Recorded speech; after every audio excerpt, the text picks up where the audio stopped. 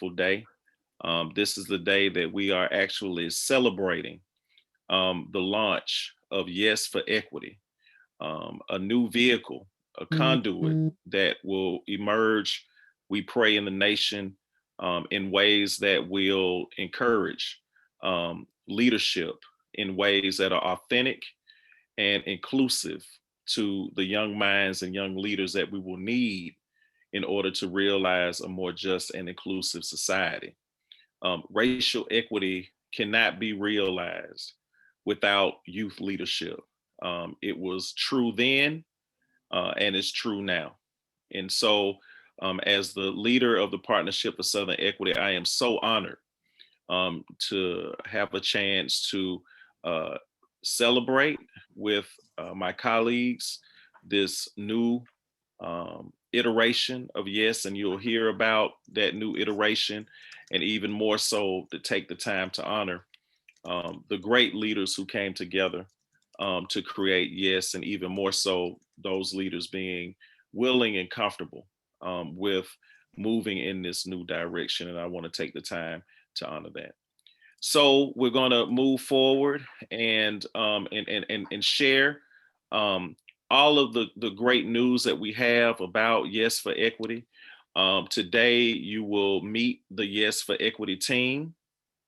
You will also have an opportunity with us to establish a shared understanding of youth agency and racial equity. We'll also talk a little bit about Yes for Equity's youth power model. We do have a process that we are utilizing to elevate and support youth leadership and adult allyship. We're also going to talk about the why. Why is the time now? Why is this moment so critical that we have to leverage it in a way that will move this agenda forward? And why is Yes the effort that is required for a time such as this? We'll also close, of course, with Q&A and a special treat for you all, special entertainment that we will not disclose yet, but you will. I think you'll be excited once you have a chance to benefit from this young man's talent. Next slide. So before we jump into the exciting stuff, I did want to provide a quick commercial for the Partnership for Southern Equity. We are an organization now celebrating our 10th year working to advance racial equity and shared prosperity in Atlanta and the American South. There are four primary areas that we focus on as an organization. Our Just Energy portfolio, which focuses on energy equity and climate justice. Our Just Growth portfolio, which focuses on equitable development. Our Just Opportunity portfolio, which focuses on economic inclusion. And our Just Health portfolio, which focuses on health equity. And we also, believe, right, that equity is a way and not just a what. And because of that, we do have a way of doing the work, which hopefully through that way will not only transform systems, because we are a systems transformation organization, but we also are working towards transforming people. And we believe that by transforming systems and people, we will have a chance to create a more inclusive and just society. So we lead with race. We believe that structural racism has to be front and center in the work in order for us to realize the outcomes that we want to see. We believe in the power of big relationships. How can we work together to catalyze and accelerate the relationships needed in order to change our world? Growing an equity ecosystem of those relationships in a way that will build power in ways that, of course, are grounded in communities of color and low wealth communities, and also leveraging data, leading with data and leveraging data and research, both quantitative and qualitative research, to not only elevate the urgency of now, but also to ground our work through the experiences and wisdom of the individuals that are experiencing the most heartache as a result of the history of structural racism that we experience in America. Next slide. So, Yes for Equity is a national training and movement building force within PSC that is built on the belief that racial equity and intergenerational power sharing are essential to creating community change. Without young people, and I said this before, without young leadership and adults willing to get out of the way, we will not have an opportunity to realize justice and racial equity in our communities. We're focused on transforming the field through youth-led trainings, adult ally trainings, consulting, and technical assistance. And we are, again, a movement building, growing organization. And Yes for Equity is a key component of growing that movement through the various nodes and of engagement that are embedded within the Partnership for Southern Equity, from our Keep That Same Energy effort, the Georgia Alliance for Men and Boys of Color Youth Advisory Council, and the Youth Leaders for Equity program, which are connected to the Yes for Equity agenda. Next slide. So now I have the honor of introducing some dynamic young leaders who will be introducing themselves to you all. And I will start by handing it off to Jasmine, who will introduce herself. Yeah, hi everyone. My name is Jasmine. My pronouns are she, her, and I'm about to be a second year at the University of North Carolina at Chapel Hill. I'm majoring in public policy and sociology, and I'm a youth consultant now with PSC, but I've been involved with Yes with what will be around 3 years in July. So I'm really excited that you guys are all here today. I see a lot of familiar faces in the chat box. But yeah, I'm going to pass it off to Jabari now. Hello, my name is Jabari Rooks. I'm a senior history major, legal studies minor at UNC Charlotte. My pronouns are he, him, his. I've been working with the S for around 6 or 7 years now, and I'm just really happy to be here.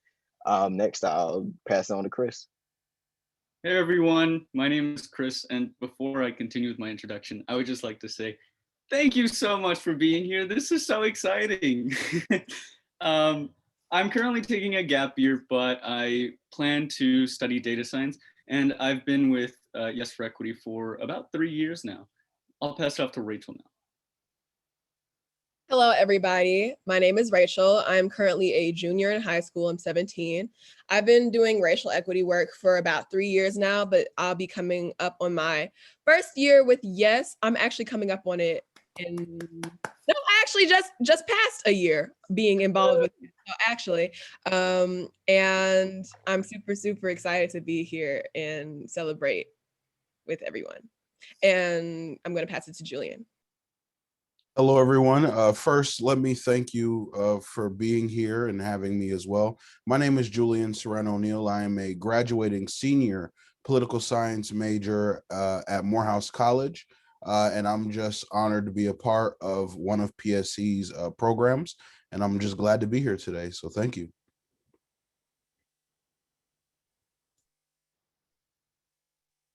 Hi, everyone. I'm Katie. I was trying to figure out if I was on mute or not. I apologize.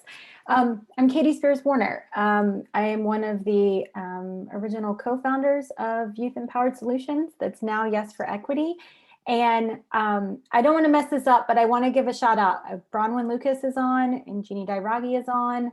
And I'm not sure if there's any other of our, I know Ideal's in another meeting, but I just wanted to acknowledge some of the other co-founders from Youth Empowered Solutions that are on today with us, and former Yes staff, Erica and Gwen and Pam, and former youth staff that are on. I see Joey Green, which I can't even handle it.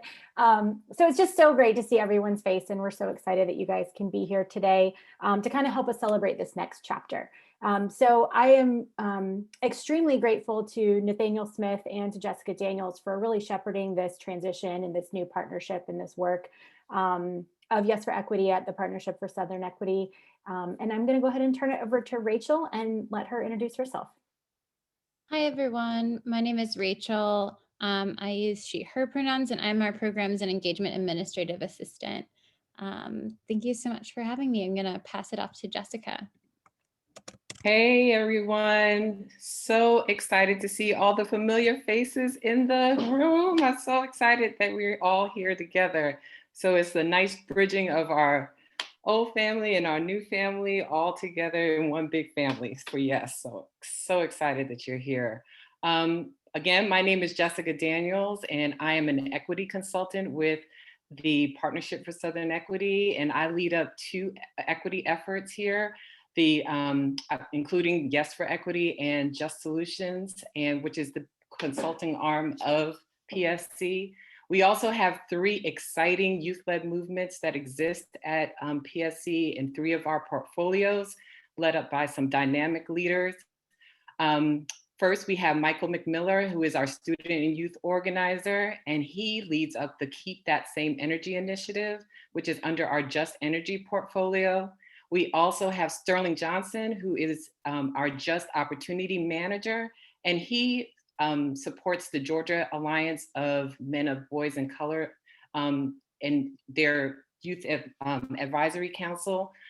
And we also have Aziza and Carrera, who is our equity consultant, and she is also with the Just Growth portfolio, and she leads up our Youth Leaders for Equity initiative. So we have a bunch of amazing adult allies at PSC, and we are so excited to have you all here to share this great work we're doing next. All right, so we also have a partnership with the United Way of Greater Atlanta. We started that partnership while Yes was Yes, and it has been a strong partnership that has lasted to this day. We have an organization that we adopted into our organization called the Brighter Futures Youth Leadership Council that is led by Rachel McBride. And I would like to invite Rachel to come, and who is the chair of that council, to kind of introduce the Face the Moment video that was written and produced by all of the Yes for Equity youth staff. Yes, hello. Yes, I'm super excited to have been able to help produce this video. And as Jessica mentioned, I am the co-chair and founder of the Brighter Future Youth Leadership Council here in Clayton County, Georgia, which is focused on racial equity work specific to Clayton County.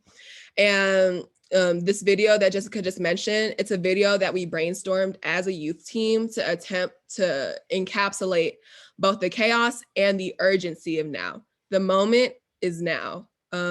Jasmine Bennis did the entire storyboard. I edited the video. And with this 3-minute video, it was actually intended to be 2, but I guess it technically is 2 minutes and 55 seconds, so it's fine. We had to extend it a little bit because it was just way too complex of an idea to be held within that time boundary. And we were able to accomplish 3 things in those 3 minutes. We portrayed the chaotic and terrible nature of the times we've been living in, described why young people need to lead in order to achieve an equitable society, and 3, gave the adults in this equity space a call to action. And I hope that while you might not be able to digest it all in that 3-minute span, that you take the important parts and that they stick out to you and stick with you as you continue to be an ally in this work. So you can go ahead and play it.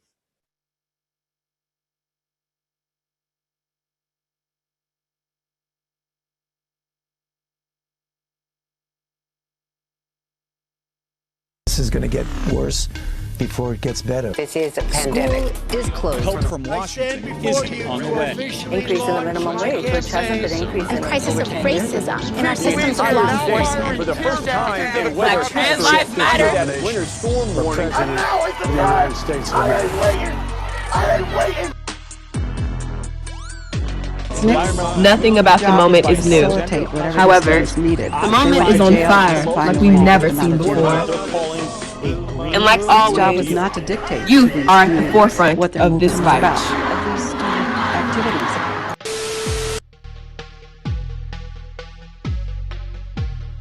It feels like now or never. I can physically feel a turning point happening in history. What decisions aren't they making that aren't affecting the lives of young people? Dual enrollment, law enforcement, minimum wage, college education. Even though we're 30% of the population, at least in the United States, we are never part of the big important conversation. Young people are both incredibly powerful and incredibly creative. Young people are sitting in the climax of an era where we are the only ones who totally understand where the world stands right now. and the only ones with a true passion to fix it.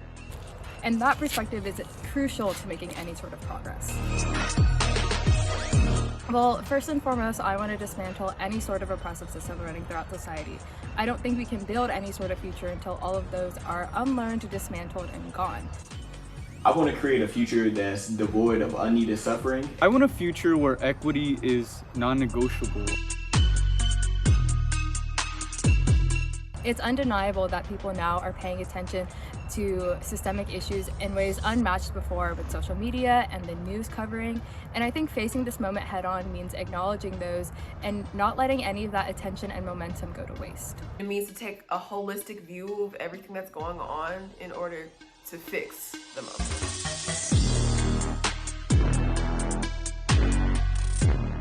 Youth need adults to get out of the way. We need adults to be cool with being in a room without being at the head of the table.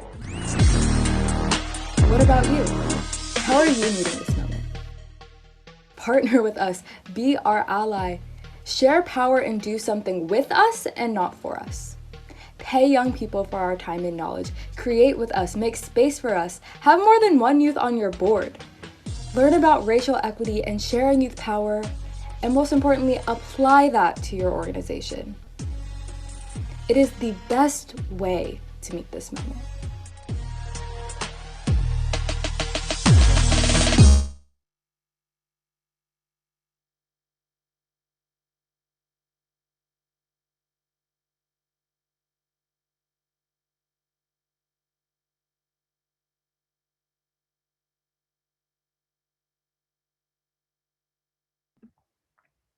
Hi everyone, it's Jasmine again. So I hope you all really enjoyed that video. We really made it to kind of underscore and highlight what this rebirth of Yes looks like, and how that correlates, to meeting this moment of unmatched attention and potential. But so here at Yes, our bread and butter, I like to say, really lies in racial equity and youth power. And that is because we have recognized the problem that although the majority of Americans under the age of 18 are Black, Indigenous, people of color, our voices and perspectives, a same old narrative, are systemically ignored. And, as a result, we are suffering. We're becoming stagnant in progress and honestly regressing in other areas. And that lack of progress results in the oppression of young people, Black, Indigenous, people of color, and many other marginalized communities who are at the very crux of oppression. So in order to fight for the rights of all and to unlearn and dismantle those systems of oppression, Yes for Equity has really made it our mission to support and center the power of young people and Black, Indigenous, people of color communities in order to challenge the injustices we see and really transform the status quo. But moving on, now I kind of just want to talk about, if that's not enough to convince you, 10 reasons why young people need to be involved in racial equity. So these 10 reasons were actually cultivated by Pam Diggs, who's on this call from Renewed Pathways. Hi, Pam. But I think a lot of these 10 reasons can be consolidated into 3 big ones. The first one being that it's urgent. So the need to recognize white supremacy, dismantle racism has been urgent forever. And the result is violence and young people suffering from it today. We didn't mention his name earlier on the call, but Dante Wright, he was unfortunately killed by law enforcement, but he was only 20 years old. Or even within our own schools, myself going to Title I schools, I can tell you from firsthand experience that the system of racism kills, whether it be advertently or a long death. And within that means we have to, it's urgent, and we have to, really center young people at the forefront of this. And moving on to that, we have intersectionality. And when we look at these forms of oppression, we go like, yes, it needs to be dismantled. We need to do something about it. You can't do so without acknowledging other forms of identifiers and how that intersects with other forms of oppression. With racism being one of the most overt ones, it's only natural that it facilitates youth equity, which is great anyways, because we demand it as youth. Power isn't balanced within that. And in order to have a more equitable society, that includes a power balance. And we cannot dismantle one form of oppression while simultaneously holding up another one of adultism.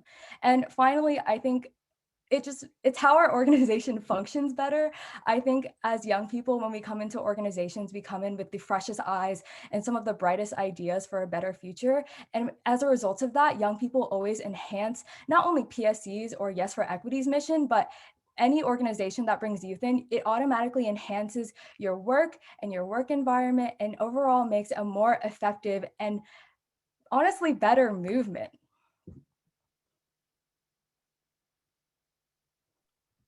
So I'm going to pass it off to Jabari now. He's going to talk about a bit of our like history and stuff like that. Yep. Hello again, everyone. My name is Jabari Brooks, and what I kind of going to go into is like a brief history of Yes and how, for my numbers people, we have some numbers and stuff like that. So Yes was founded in 2008, and this year, this is our real external launch that we've been in the work for months, since around December, January time, that we've been working really hard on. And thank you again for being here. And since the launch of Yes and now Yes for Equity, we've trained more than 20,000 youth and adults, and we're hoping to train many, many more. And along with that, we've had at least 230 changes in systems and policy and environments and across 24 states. Of course, we're trying to reach all of them. I definitely want to reach all of them. And we've impacted over 28 million people. So especially with intersectionality of PSC and our more explicit motto of talking about racial equity and intersectionality between youth power, we want to reach many more people. So what we want to get into is kind of explain what we do within and how we kind of try to embed youth power into organizations and within individuals. So this is our youth power model, which for the people that have been to Yes trains before, it's not much of a difference. You see our nice shiny new logo that we deliberated a long time about with the colors and what it wants to look like. And I feel like we were able to retain kind of the OG Yes and who we are. And I'm very thankful for that. For the people that haven't seen our model before, you see it's in 3 sections: critical awareness, skill development, opportunities. And it's kind of in the shape of a boomerang because one can't exist without the others. For example, skill development means public speaking skills, presentation skills, and able to convey what you're talking about, be able to make the presentation. Critical awareness and knowing what's going on. Critical awareness is my personal favorite because growing up, I saw a lot of things, but I never knew how to exactly say it. Like over policing in my neighborhood and things of that sort. I didn't exactly know the name of it, but once I knew the name of it, I knew what's going on. I was able to articulate what I was seeing and what I was feeling. And I feel like a lot of people of color actually struggle with that because we see what's going on, we know what's going on, but we don't have the actual vocabulary to know exactly the name, like, oh, this is because of redlining and things of that sort. And last but not least, of course, opportunities. Someone can have the best presentation skills in the world, know everything that's going on, but if they aren't able to talk to the legislators or able to advocate for themselves, none of this matters. And that goes for other things. If you have opportunities and critical awareness, but you don't have the skills to actually convey what you're trying to talk about, everything will fall flat and you're not going to be able to convey what you really want to say. So that's kind of our youth power model, a brief overview of it and how one can exist without the other. And I'll pass this on to Katie, and we're going to have a special treat for you. Awesome. Thanks, Jabari. Okay, so I'm going to stop sharing this so that you all can see people's faces. And one of the things that we would like to do right now is hold some space for some dialogue between Nathaniel, the Partnership for Southern Equity's Chief Equity Officer and founder, and the Yes for Equity Youth, including Julian today. And one of the reasons we want to do this is because it's so important to not only talk about the balance of power between young people and adults, but it's also extremely important to model that. And one of the best ways that we can do that is to be in conversation with one another and to dialogue together. So at this time, I would like to turn it over to Chris, who is going to get us started. Awesome. Everyone again, I hope you all enjoyed the previous presentation. My first question is to Nathaniel. Nathaniel, could you tell us a bit more about your organizing work, particularly when you were younger? Wow. Well, of course, I definitely will say that it came by trial and error. And I was really kind of blessed to be born in an environment where organizing was a key component of my daily life. My parents actually were involved in the civil rights movement and had an opportunity to work for Martin Luther King Jr. at the Southern Christian Leadership Conference. And so, growing up, not just being privy to the quote unquote iconic leaders that most of us are aware of, but also a segment of the partnership of the Southern Christian Leadership Conference that was called the Ground Crew, which was led by a dynamic organizer by the name of Hosea Williams. That gave me an incredible opportunity to not only learn from the stories, but also from my experiences at the Southern Christian Leadership Conference. And then after a certain amount of time, having a chance to really be more involved, holding up picket signs before I even knew what they said, this has been pretty much my life. And so, from being involved in the divestment movement as a kid to Forsyth County, other experiences growing up. So, it just really taught me a great deal, and I had the opportunity to learn from some of the best that ever did it. So I'm just really thankful for that. Awesome. Thank you very much. And I'm going to ask Nathaniel the next question. And that question is, can you tell us a bit more about why you want to prioritize youth, specifically within the Partnership for Southern Equity? And what about YES made it the right fit for PSC? Well, I will say that, going back to Chris's additional question, some of it really had to do with my experiences at the Southern Christian Leadership Conference. I never really felt, even though there was an effort, I never really felt that the voices of young people were leveraged in the way that it could have been, even though we hear many, many stories in the civil rights movement of young people in Birmingham, Alabama, and other places, Albany, Georgia, of the sit-in movements of young people, really leading the way. As a young person growing up in that environment, I really kind of felt as if the organization wasn't necessarily open or prepared really to leverage the energy and the courage of young people. And that stuck with me, through my life. And, I always said that, and that's why I've always been really passionate about being a mentor and supporting young people. But I also, from a pragmatic perspective, understand that, again, that we will not be able to truly advance racial equity if young people are not involved. And in order for young people to be involved, we have to position them to be successful, right? You can't just ask the young people to show up and not position them to be leaders and to be successful. And so, when the opportunity came, Partnership for Southern Equity has always had a youth engagement part, but when the opportunity came by way of Jessica, to really think more strategically and really begin the process of aligning the various youth areas of the organization in a way that will allow us to answer a question that we always ask, in particular our organizing staff at the Partnership for Southern Equity: what are we leaving behind, right?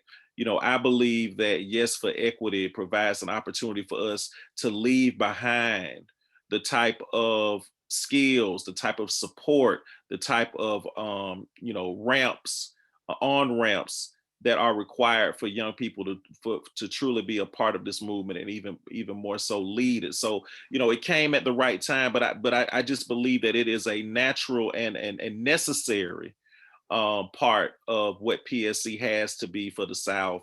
And I'm thankful for the work of YES before it became a part of PSC. And I just believe it's just an invaluable component of the organization now. Thank you. You're welcome. You're welcome. So I have a question as well for, whoever would like to answer it. And hopefully I will get more than one answer from it for it. Why do you think it is important for youth voices to be heard and prioritized in the work? Absolutely. Thank you for that question, Nathaniel. I think it's imperative to have the youth voice in the conversation and prioritize, for the simple fact that what we know in society is in essence different than the generation before us. And it's crucial that we are at the table being heard, because some of the ideas we have may have never been thought of before. And as someone who has led youth councils and been in leadership at Morehouse College, I've learned from those around me. And it's imperative that we are together at the table giving our 2 cents, because we're bridging the gap. There's a gap that's being bridged for others, because some people may not understand what it is that our needs are, or what we require to be successful, or what we need in our community as young people. And so it's important for us to be a part of that conversation, because we fill that gap. So thank you for that question. Thank you. I also just Jasmine. Yeah, I just wanted to add to that. I think, Julian hit it right on the head that youth need to have a seat at the table, and really just make sure that our voices are being heard, and things like that. But I think also having youth and prioritizing youth voices isn't just beneficial to young people. It's beneficial to all. I think I may be assuming here, but I think, from what I've seen with my relationship, with Jessica and Katie and all the former YES staff, and even now with you, Nathaniel and Rachel and everyone at PSC, is that when you have youth at the table, it also makes your relationship with the work a lot more meaningful. And it overall just creates a better movement. So I think it's just crucial to any sort of movement building to prioritize youth voices. And I would also say, I have a saying, as you get older and more mature in the work, what you gain in wisdom, you lose in courage. And I think that, by having young people around, it always maintains a level of courage that is required. It minimizes us older people becoming too comfortable in our skin, and really kind of it minimizes the challenges around incrementalism, right? And so it's really good for young people to be around, and I definitely agree, Jasmine, and it maintains that level of urgency, that I think is required for us to be successful. Got another question for you all. What does racial equity mean to you all? Jabari, Rachel, any thoughts about that? Your thoughts about what you believe racial equity means to you, and what it is? For me, racial equity, I've actually thought about this question for a very long time, and it was kind of hard for me to conceptualize it because it's something that I've never actually seen. So it's kind of, I always try to apply things to reality. And for me, for racial equity to be even achieved at all before we get to that point, is for me acknowledgement. We know the history books are wrong. There's a lot of things that are simply not said. I have to do deeper research to see what actually happened during slavery, what was actually going on, what was actually done to indigenous people. And that's, I'm not gonna lie, that does make me angry. It's the acknowledgement factor. And I feel like for true racial equity, for it to look like it's a world where I know I'm not disadvantaged based off my zip code of where I live. You can't tell how many people are going to go to a jail in the area or what's going on just by zip code, which is, we know it's very embedded to our system. And it's such thing as reparations. I'm all for reparations. I want my 30 acres and my mule. I want all of it. Because we've been pushed back so far back financially, it's almost impossible. And if they did try to make it an even playing field, it would be impossible for us to catch up. So for racial equity, for me, it's not only just socially, but also financially. So yeah. Yeah, and to piggyback off of you talking about we've been lied to, the acknowledgement piece of it.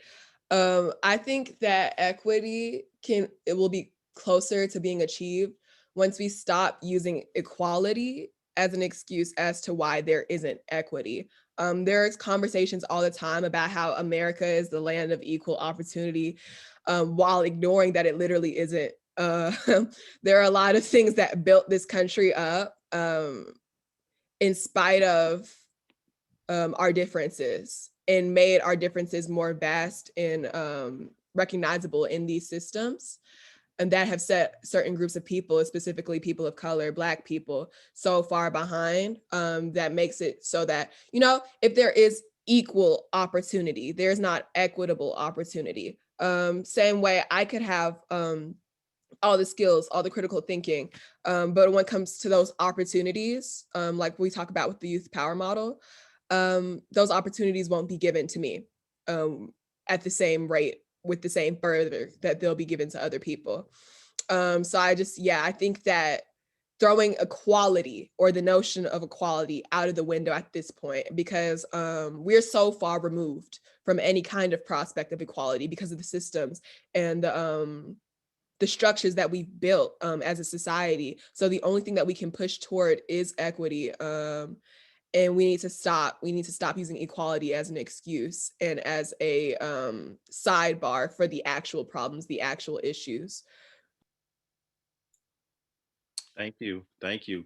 Well, when we also know that in order to be successful in this work, we have to have an intersectional frame that we're leveraging, understanding that it is all interconnected, right? And intersectional. And by having that perspective, we'll be able to see the whole elephant and not just a part of it, right? When we talk about racism. Let's talk a little bit about that from your perspective. I mean, and anyone can answer this question. What does the intersection of youth power and racial equity look like from your perspective? What does that look like? Yeah, I think in my perspective, I think, like we know, like I said earlier, that racism has always been violent and overt.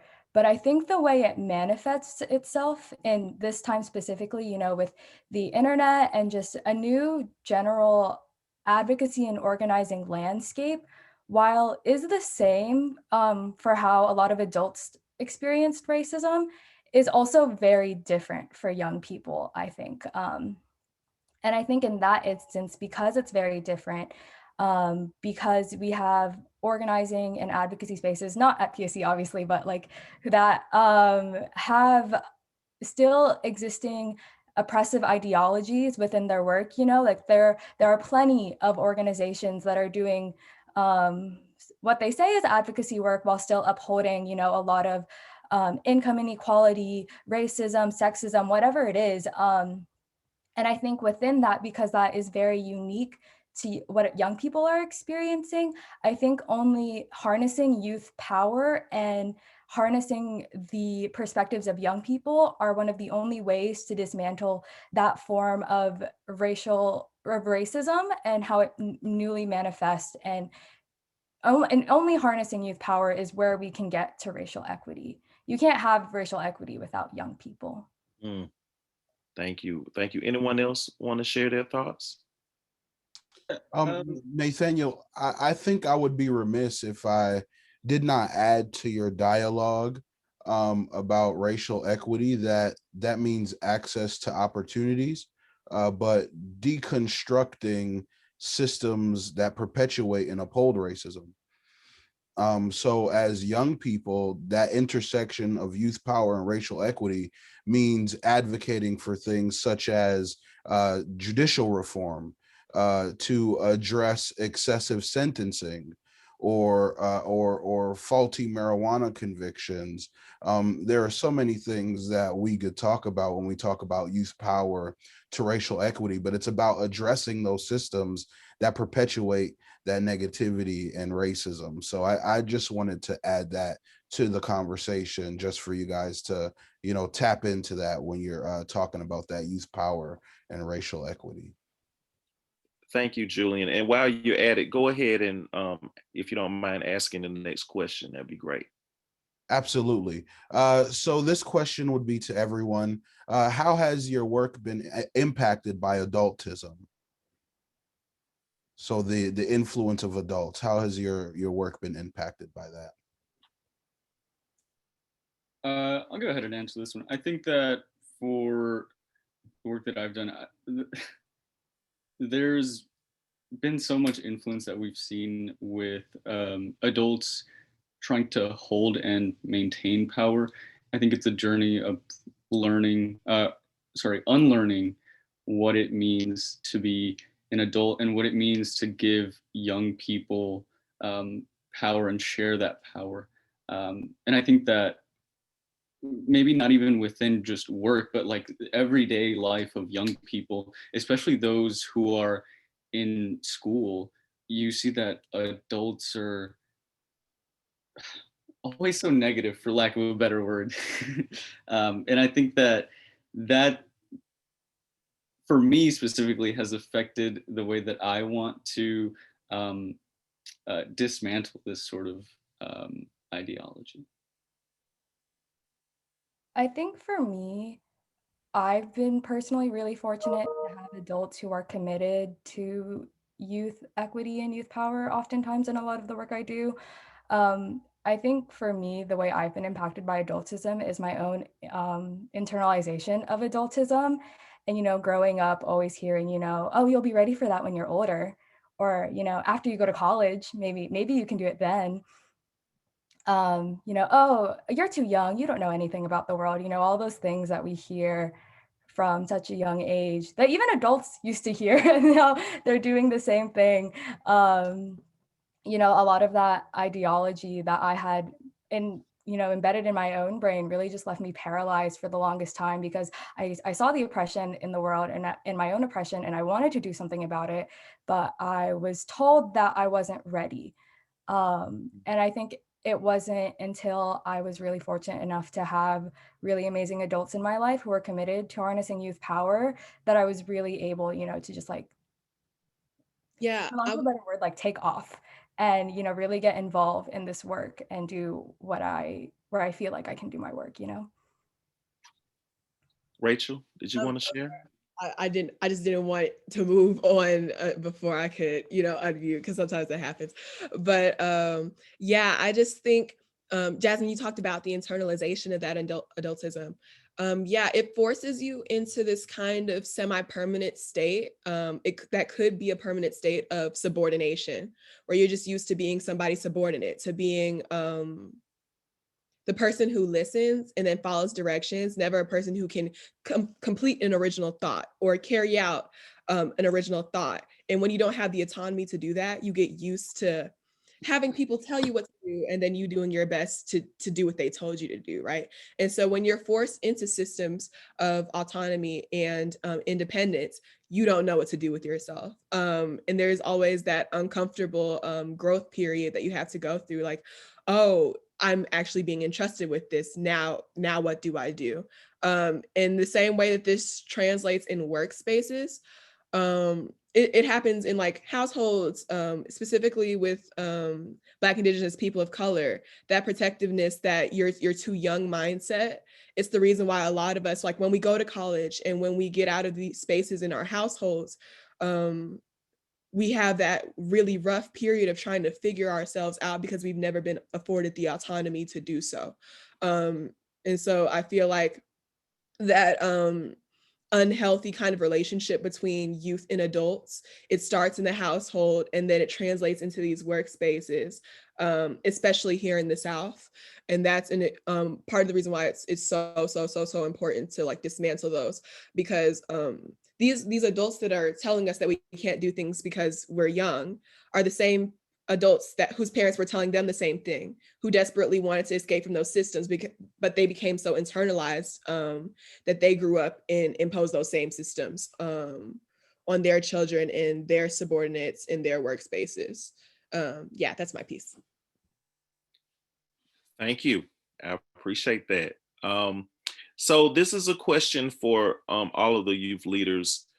So if we talked about adultism and the challenges that we face as a result of that, the mindset, right, and the culture of adultism, because in my opinion, it is a culture.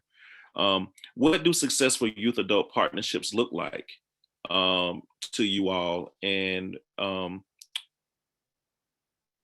if yes, well, when, I want to say if, when Yes for Equity is successful, what would that look like? I could start. For me, successful youth adult partnership looks like true shared power, first and foremost. One of the biggest things that the problem is, especially when I was in high school, is setting up meeting times with adults after school, because obviously I can't be there during school because I have obligations, because I have to be there. So just removing that stigma, just because I have to be in school doesn't mean you can't push your meeting back a couple hours just so you can have youth in the room. For that shared power to have shared decision making, instead of kind of pushing youth to the side and keep them pushing in the dark. For the people that are familiar with Hart's ladder of youth participation, not the youth just being informed, but not actually sharing power and having the decisions on what to work on and how they want to work on it. That's a problem in itself. And like, what project do we want to do, or helping writing grants. We've definitely had youth write grants before for causes that they are passionate about. It's things like that. And my biggest thing is youth being paid. The same work I was doing at 15, I'm still doing now. So, and that same work at what I was doing at 15, if I wasn't with Yes, people would have been trying to have me do that for free, which does not make sense to me if I'm doing the exact same work. Which, if you really think about it in a vacuum, doesn't make any sense. If you remove my age, you'd be like, oh, why isn't this person paid? So it's things like that, because youth have financial obligation as well. I'm giving you my time and I fill out a time sheet just like you do. So it's things like that. And also, for the second part of how Yes for Equity is successful, I'm thinking of, if we're as successful as I personally want to be, we wouldn't be here. It kind of reminds me of that Tony Stark quote. I think it was Age of Ultron. He was like, the reason for the fight is to end the fight. We don't want to have to be here. We don't want to have to explain to adults that you know how to do things, and the intersectionality between youth power and racial equity and things of that sort. So if Yes is successful, I want all over the country for youth to be involved in advocacy and fighting the fight against racial equity without us having to go into organizations and have to explain to them why youth know how to do things. So yeah. Thank you. Anyone else? Yeah, I think that successful youth adult partnerships look like work that on a wide scale, or in the eyes of others, is both respectable and respected. Because despite us and like a few other organizations having like a genuine, honest interest in building workspaces where youth are integral, that's not reflective of the entire society. So we want young people to be able to give the work like the newness, the passion, the creative ideas, while adults make the work palatable for the society, right? And so adults provide the technical experience, the wisdom, the connections to other adults in organizations, but youth, we provide that fire, that drive, that separation from that experience that allows us to be objective in a way.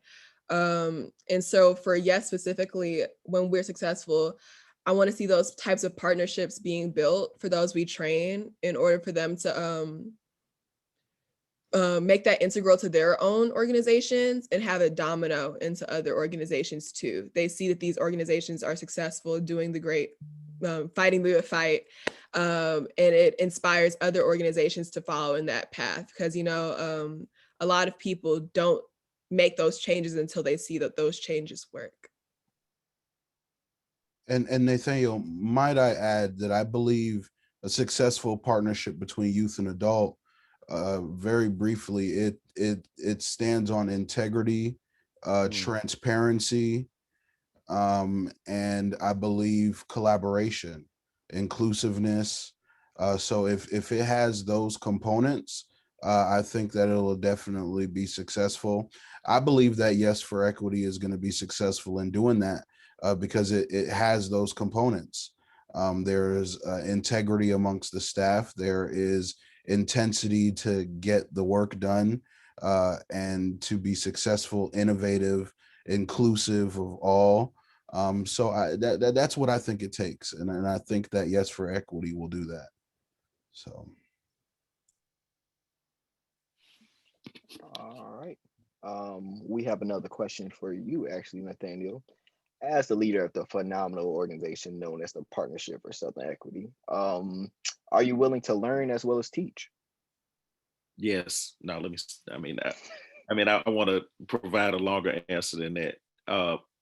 So that is the only way you become a better leader and a better person is if you understand that the lessons are really found. Lessons can be found everywhere, right? You just have to be open, and and I just believe, like a prime example is the short film that you all pulled together. Phenomenal, right? Um, you know, that same exact film would not have been developed without your eyes and heart being invested in it. Our communications team could have tried to do something, but the film is unique because it came from you all, and we lose that. We would lose that if we didn't create an opportunity for us to learn from what you all are bringing. And so I'm definitely very much committed to that.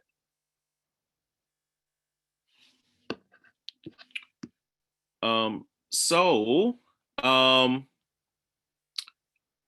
closing question, and this is to the youth team. In the video, and I just talked about that, you all talk about facing the moment. What does that mean to each of you to face the moment?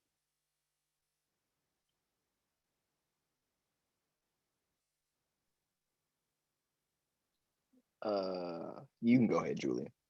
Okay.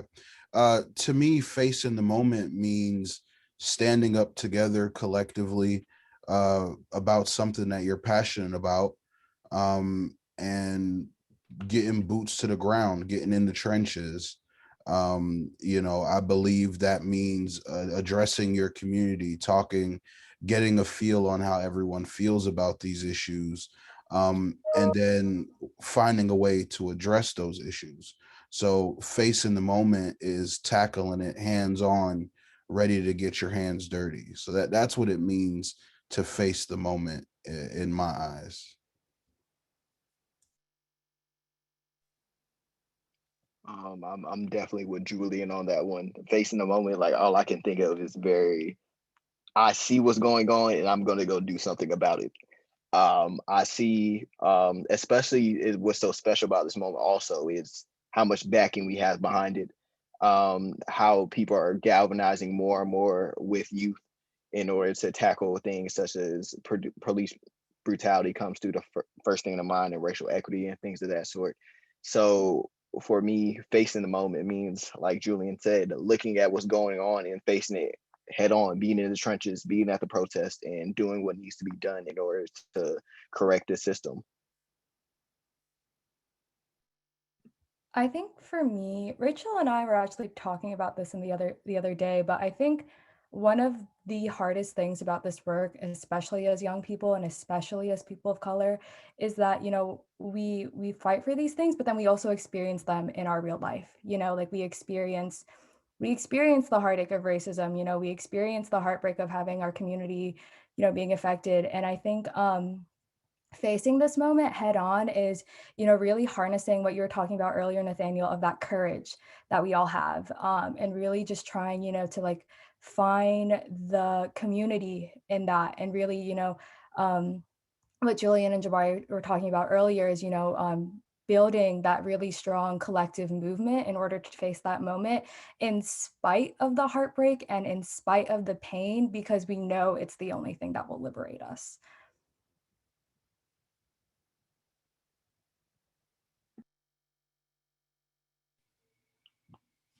I'd like to go. I think that we are such a racially diverse generation, and I think that can often mask the fact that we continue to see inequities in our communities.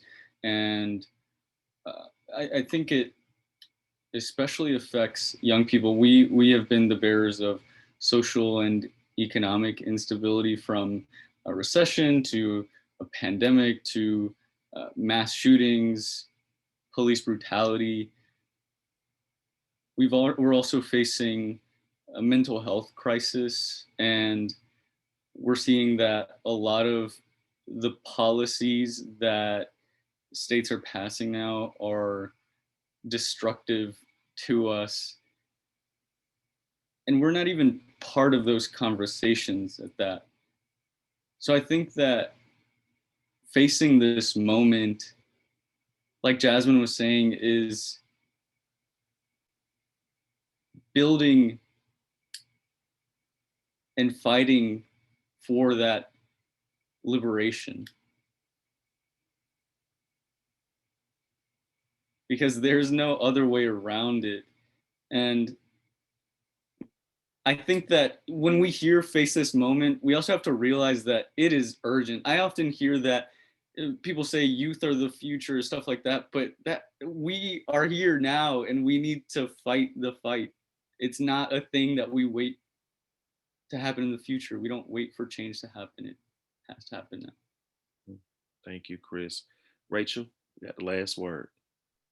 Oh yeah, I think facing the moment just means not being scary, not compromising, not leaving anything unsaid or unfelt. I think it's allowing yourself the freedom and the space and the movement to really digest everything, express everything, because I feel like when things are left unsaid or ignored or brushed to the side, they don't go away, they suppress themselves and eventually manifest themselves as something preposterous or tragic.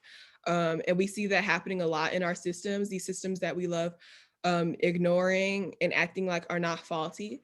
They turn around and they hit us in a really, really big way, like with Sandy Hook, in the first couple of school shootings that we had, when we realized, oh, we've been brushing aside the fact that random people can get guns in this country. We know that this is a problem, but we don't really care. And then kids end up dead. Same way with 9/11 and the airport security.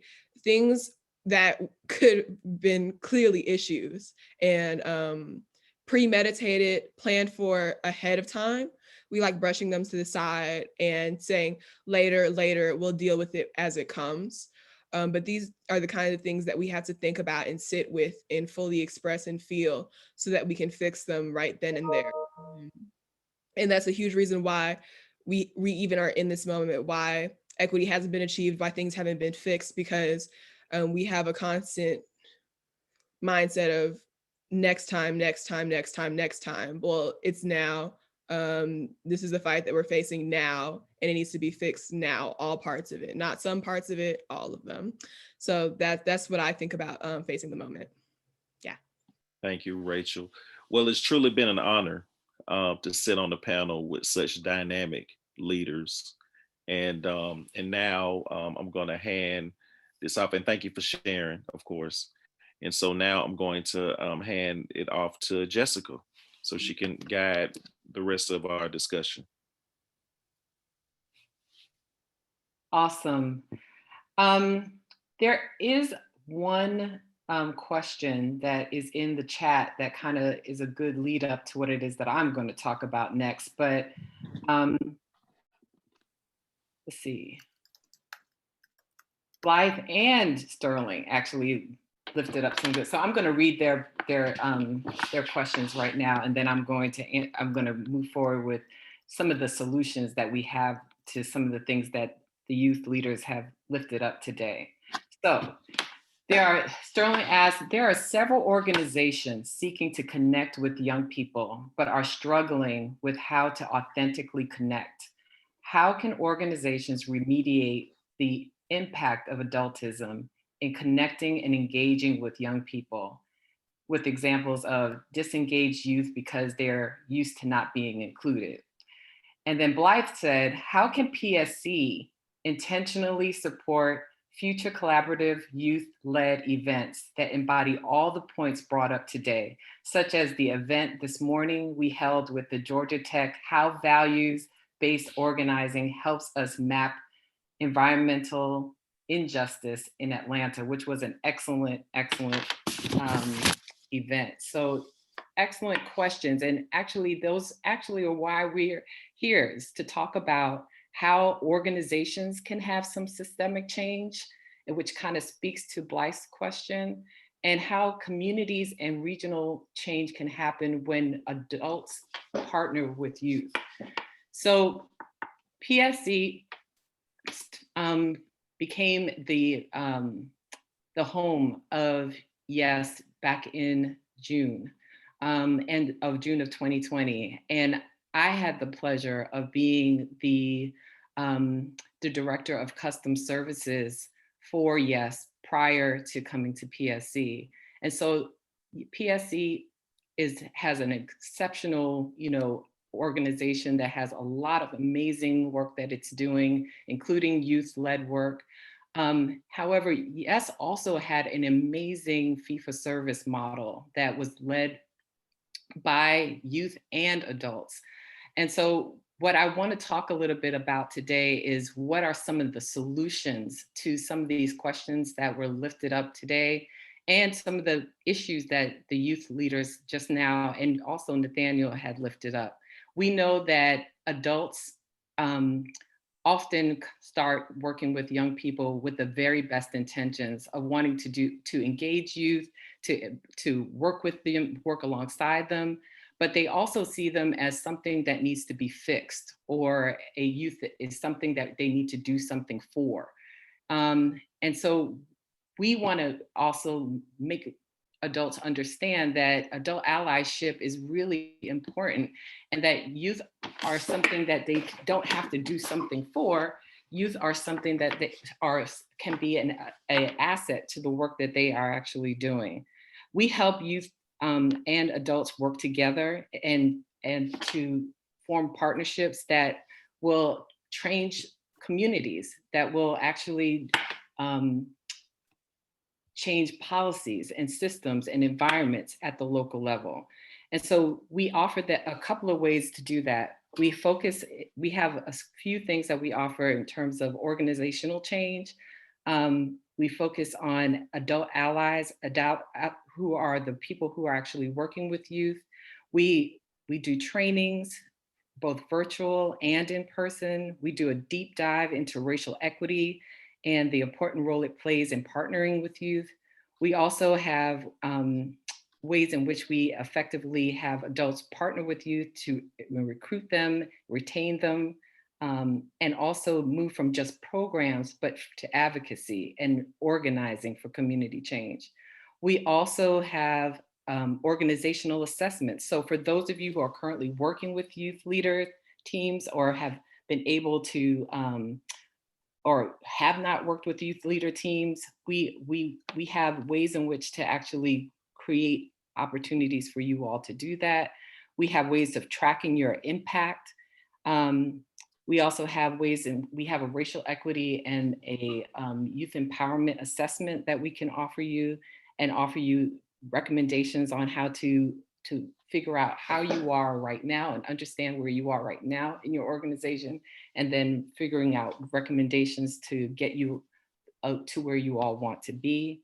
We also provide consultative technical assistance and coaching. And so we want to make sure that you all know that we want to be in partnership with you, lead, and have a opportunity to create long-standing relationships with you. We also like to have trainings for our youth leaders as well. And so our youth leaders are trained by other youth leaders. So Javari, Rachel, Jasmine, and Chris all have trained other youth leaders. They've trained youth leaders at PSC as well. And YES sees youth leaders as where we train youth leaders are ages 16 to 24. We offer our trainings. We have youth leader trainings that both are in virtual and in person. We focus in on structural racism and its impact on social and environmental health justice. We also talk a lot about organizing and advocacy and action planning and how to create a media literacy campaign and figuring out ways in which to do campaign messaging and youth movement building. We also have youth councils that we help to develop, and we spark youth-led movement by having organizing advocacy action planning sessions with them. We are able to also help to host planning and advocacy events such as youth conferences and summits. And we also have community organizing, where we actually will work with organizations to do value-based organizing and figure out what are the ways in which they can value youth at the organization level and at the community level. So you can learn a lot more about the work that we do by visiting our website and also friending us on social media, and also being able to reach out to us via our email addresses. We are so excited to have the opportunity to work with all of you. And thank you so much for joining us.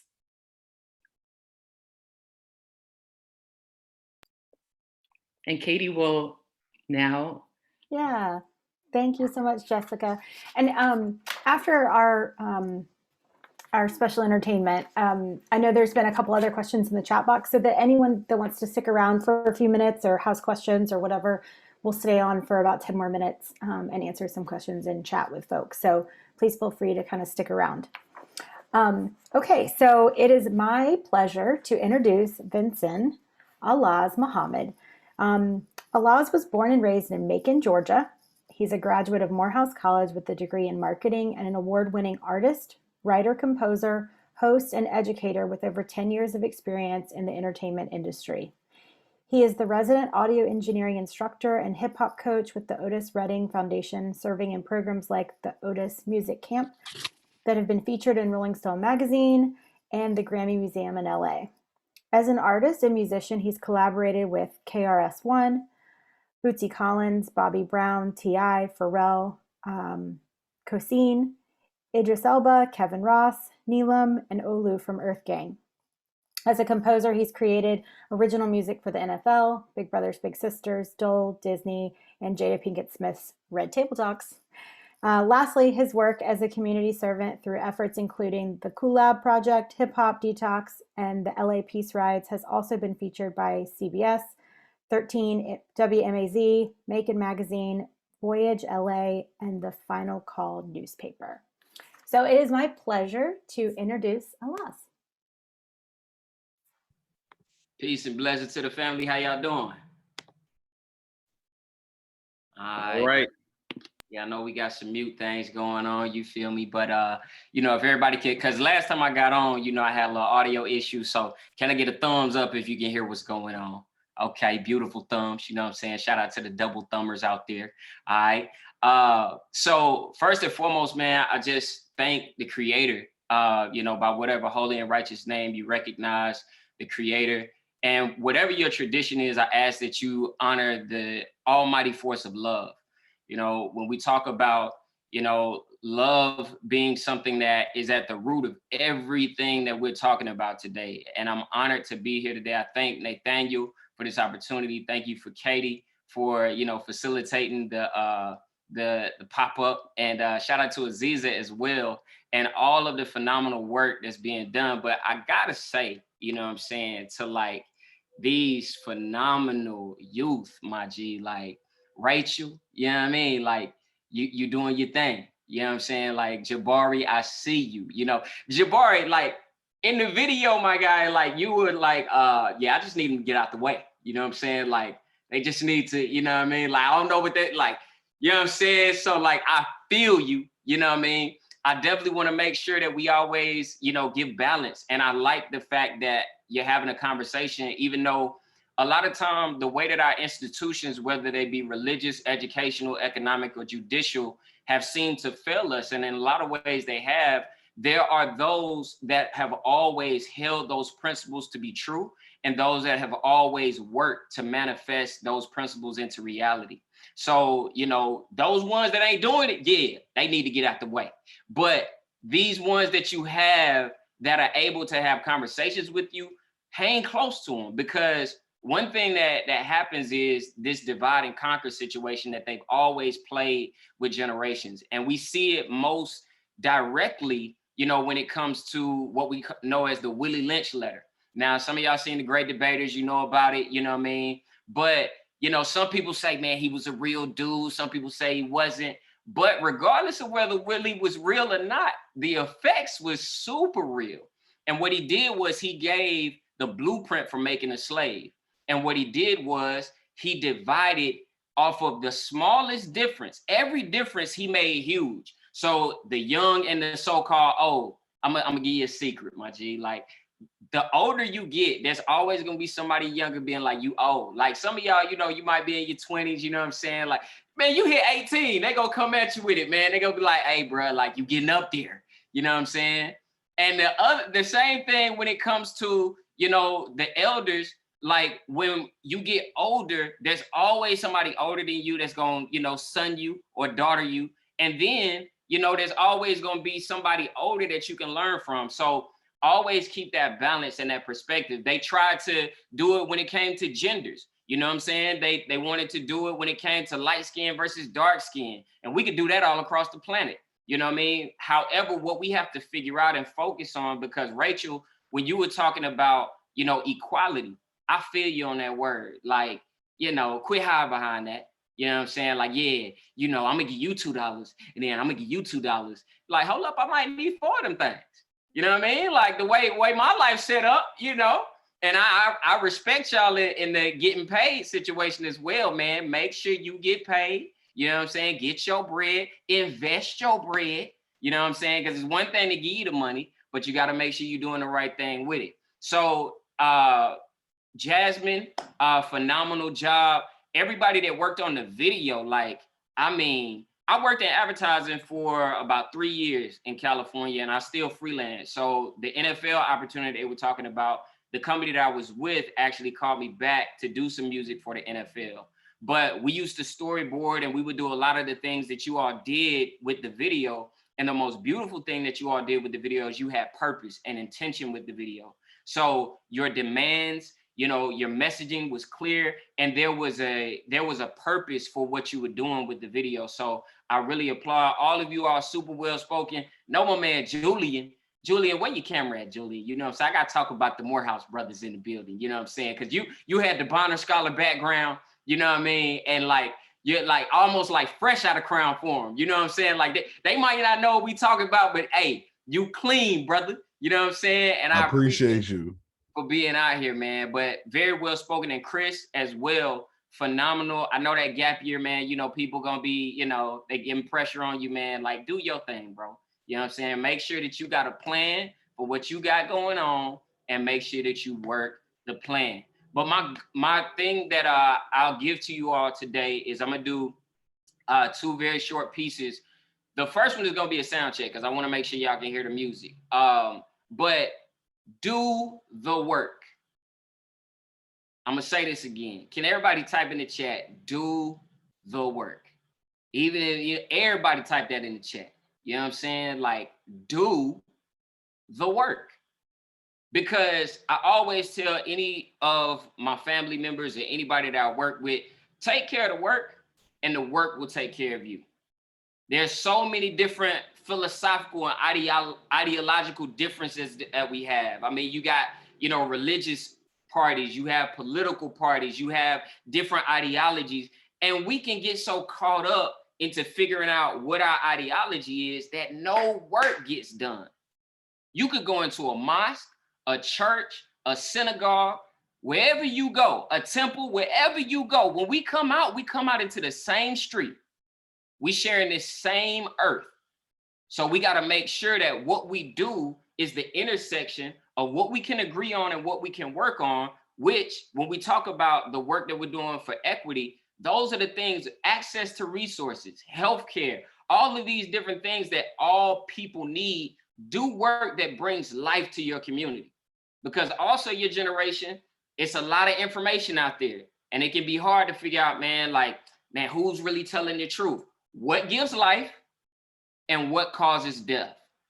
I want you to pay attention to that, because we can have a lot of flowery language and we can come up with all of these different things, but what is giving life to your community?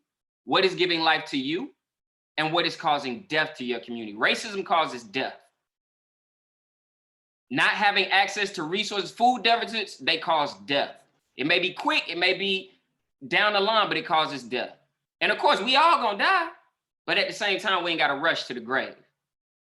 But when we have access to resources, that causes life. When you can pay your bills on time, that's life. When you have education and you have knowledge, wisdom, and understanding to apply to your situation, that's life. When you have the knowledge of how to create conversation, that's life. So I'm gonna do a little freestyle real quick, you know what I'm saying? But I need y'all to help me out, things that create life, put them in the chat. Y'all can pick, I don't know if y'all like what kind of music you listen to or whatnot, but I'm sitting here, I'm trying to figure out what to go with this Big Sean beat. It's the one with Nip, that Deep Reverence. Or if I need to go with the Drake, what is this joint? That's the Lemon Pepper freestyle. So what y'all feeling? You know what I'm saying? Like you got a choice. Speak up. That lemon pepper. That lemon pepper, it hit different, don't it? You know what I'm saying?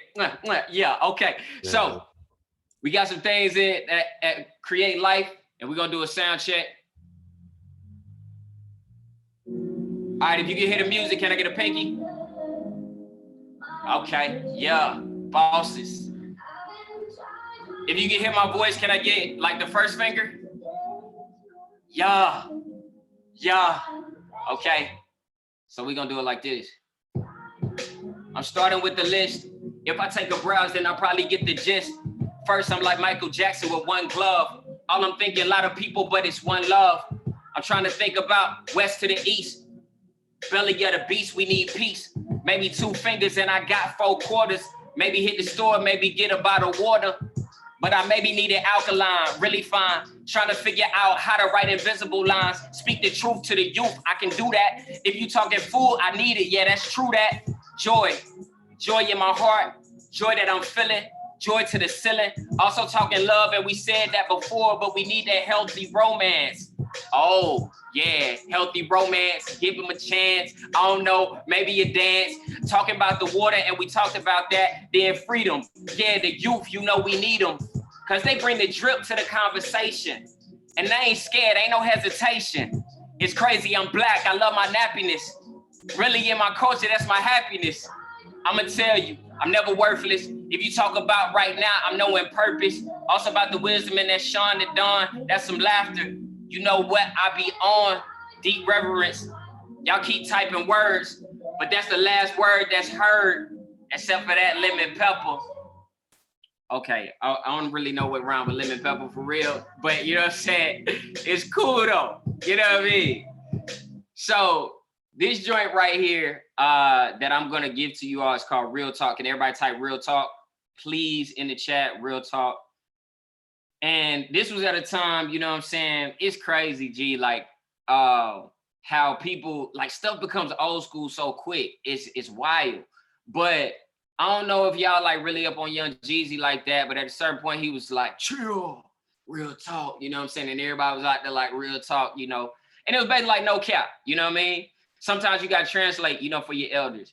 But it was like no lies, you know what I'm saying? Like we telling the truth. So I wrote this song, we do a hip hop summit. We're doing our 16th year this year where we go through every element of hip hop. So knowledge, DJing, MCing, breaking, graffiti, hip hop fashion, hip hop entrepreneurship, and making sure that we're creating action from our words. So all of the things that you all said were beautiful today, but I need you to write down one action and a date.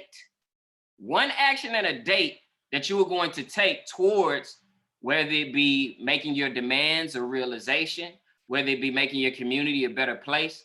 So it could be on your pen, it could be on your phone, whatever you got, write down one action That could be a phone call. It could be a draft of a program. It could be a proposal. It could be a meeting that you're gonna have with your team. One action, but then you gotta put a date on it. Cause we talking about the civil rights movement, you know what I'm saying? And the civil rights movement was the precursor. Another reason why you gotta make sure that you stay close to the generations is because we can think that slavery is over, but the prison industrial complex still has the 13th Amendment still at play. And literal slavery is happening today. When you look at the things that you all are doing, when you think about SNCC and the SCLC, all of these organizations that were your age at the time, that were organizing, learn from them. The technology may be different. It may be different things that are happening, but the spirit is the same. So figuring out how to make that spirit translate into this expression for what we need for this day and time. So the reason why I said that is because we sung a song during the civil rights era. I'm at like I was there in the 60s. I wasn't there in the 60s, but I read about it. You know what I'm saying? And it was a song that was said, we shall overcome when? Someday. Beautiful song. But I make music. So, you know what I'm saying? Like I like to do the remix, Which day? Like what's the date? You know what I mean? So whatever you do with your action, put a date on it. Because you can say, yeah, man, you know what I'm saying? We're going to have that meeting someday. Week go by, month go by, year go by. There's plenty of days. You know what I'm saying? But if you say we're going to have that meeting on April 16th, you got to pull up tomorrow. You know what I mean? So make sure that you are actualizing. So real talk is words and action. And, I'm going to share this with you all, and I pray that it blesses you all. I work to make a soundtrack for, manifestation, a soundtrack for us to move forward and have better lives. So we're going to do it like this.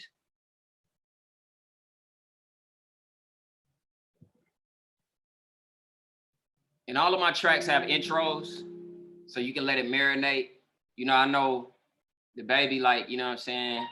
He just started rapping before the track even started, but like, sometimes you gotta think about it, like what we doing right now. So if you could breathe with me, breathe in through your nose, out through your mouth. Be present in this moment, honor this moment, and visualize this better world that we together will create. We're gonna do it like this. Yeah. Look, this is real talk, that's our words and action. And you can feel the passion from the flow to the fashion.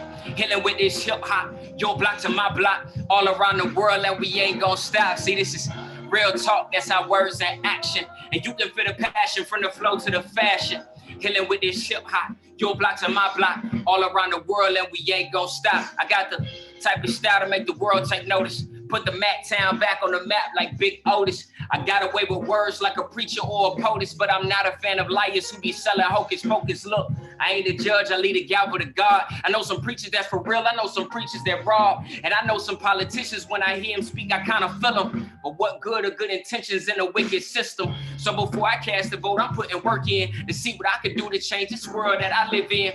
Never will I give up on my people, I can't give in. All around the world, regardless skin or religion. Starts with the youth, tell them you ain't gotta fit in. Tell them be yourself, give them outlets to plug in. Skills in their hand that they could have had the drugs in. Knowledge in their head that they could have had the slugs in. Food on the table cause we all gotta eat. And a way to make some money so we end up in these streets. This is real talk, it's beyond these beats. I put my money where my mouth is, like that's what I eat for real. Ain't got a lot, but what I got is a start. And I know I'm not alone, it's like minds and hearts. And we never know what's possible if we never try. But anything is possible if we unify. If y'all believe that, can we get a fist up for the revolution that we all are a part of on a daily basis? I appreciate y'all. I'm gonna end with this horn.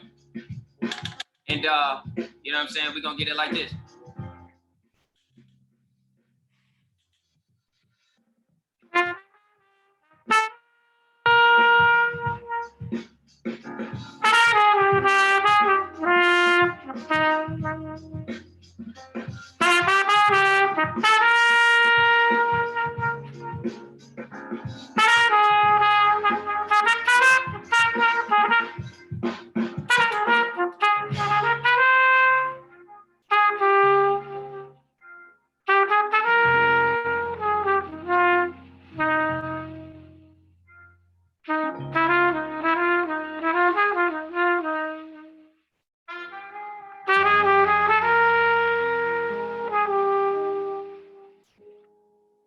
Thank y'all so much, man. I go by Alash. I'm gonna put my info in the chat, man. If y'all want to connect, please do so.